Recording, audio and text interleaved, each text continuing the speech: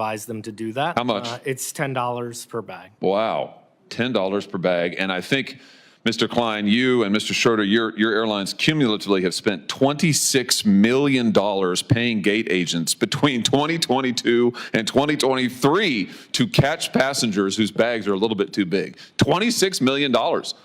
I mean, if people want to know why it's such a terrible experience to fly, this is news for them today. Your airlines are paying millions of dollars to your employees to harass people who've already paid. They're there in line because they've already paid. It's unbelievable. The most revealing exchange came when Senator Josh Hawley stopped circling the problem and asked a very direct question about incentives. Mr. Schroeder confirmed that airline employees receive $10 per bag for identifying carry-on bags deemed too large. That line landed hard, not because of the dollar amount, but because of what it explains. Ordinary passengers have felt this tension for years. The abrupt gate checks, the inconsistent enforcement, the sense that rules appear only when it's time to charge. This moment confirmed why. Employees aren't just enforcing policy. They're responding to a bounty. That's not customer service. That's a sales quota at 30,000 feet. Nobody enjoys flying in your airlines. It's a disaster. You charge people fees that they know nothing about. You harass them to death. I'll never forget, Mr. Johnson, during COVID when an attendant on your airline threatened my wife because our then 5-year-old son, his mask had slipped. This is back when we all had to wear those ridiculous masks. His mask had slipped below his nose. This flight attendant came up to my wife and said, if she didn't keep that mask over his nose at all points on this 4-hour flight, she would personally see that my wife was banned from flying. This has happened over and over to families. It's terrible. It's absolutely terrible. And your attitude here today seems to be, well, devil may care. There's nothing we can do about it. Well, I think we are going to do something about it. So how much have you paid people to pull out customers who are in line with a bag that's 2 centimeters too big, Mr. Schroeder? Well, we recognize this is a hard job, and so therefore we incentivize them to do that. How much? It's $10 per bag. Wow, $10 per bag. And I think, Mr. Klein, you and Mr. Schroeder, your airlines cumulatively have spent $26 million paying gate agents between 2022 and 2023 to catch passengers whose bags are a little bit too big. $26 million. I mean, if people want to know why it's such a terrible experience to fly, this is news for them today. Your airlines are paying millions of dollars to your employees to harass people who've already paid. They're there in line because they've already paid. It's unbelievable.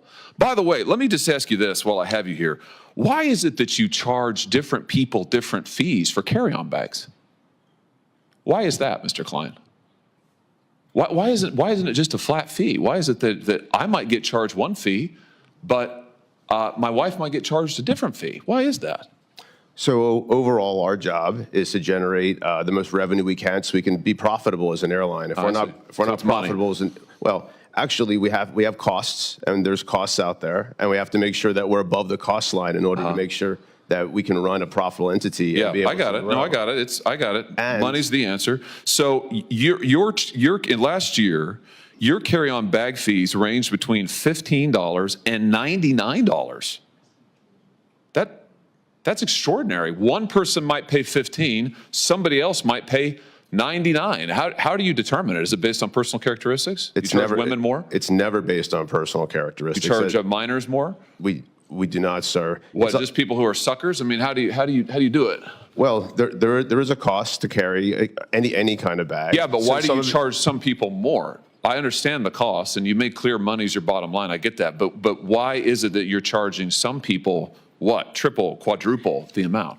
Well, the length of the flight should matter in this as well. So yeah, but that's not the data. The data shows is we're talking about the same people on the same flight might get charged radically different prices for a one carry-on bag. You do the same thing for check bags.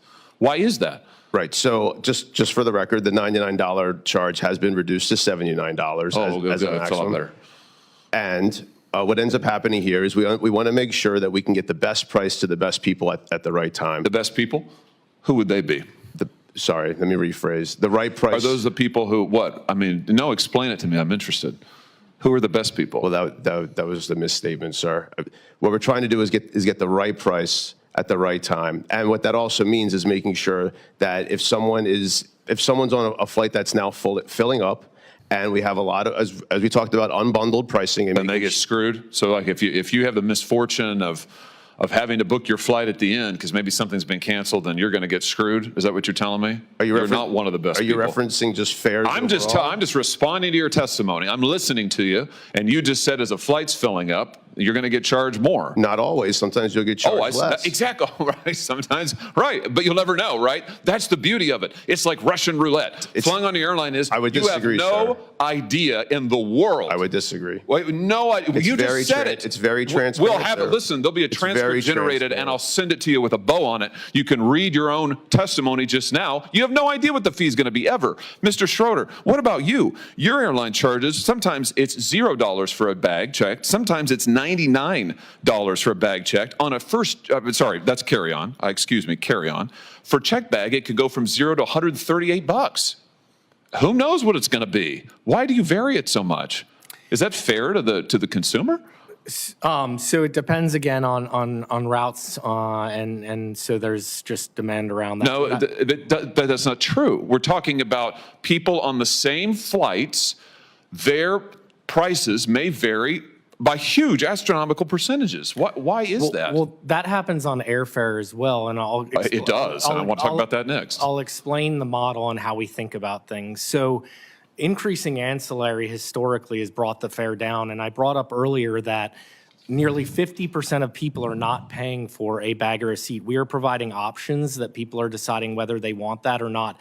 That is increasing the ability for people to travel. Listen, my time is limited, and I know the chairman, Senator House, want to ask more questions. I just want to point out to you that you are charging people for the same thing, one checked bag or one carry-on bag on the same flight. People are paying wildly different prices for it. They have no idea what it's going to be. I think people will be amazed to learn today that if they fly on your airline or yours, Mr. Klein, heck, the guy next to him may be paying $15 for the carry-on bag, and they may be paying $80.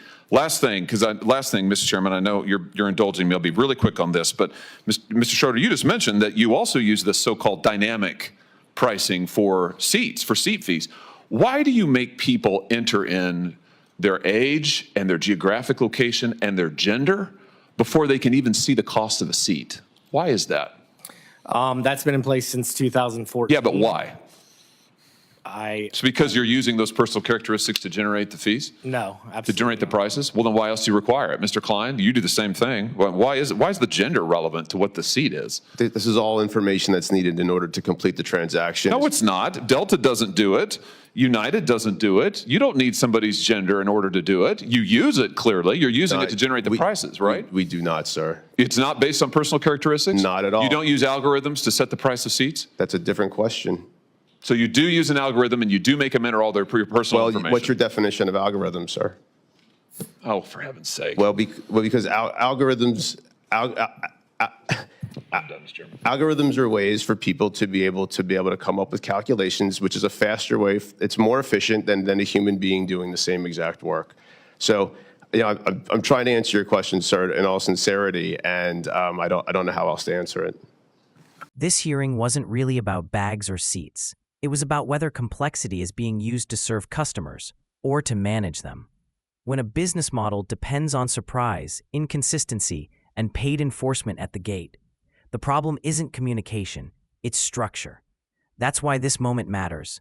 Not because of who asked the questions or who answered them, but because millions of Americans recognize the experience immediately. And once the incentives are exposed, it becomes much harder to pretend this is just how flying has to be.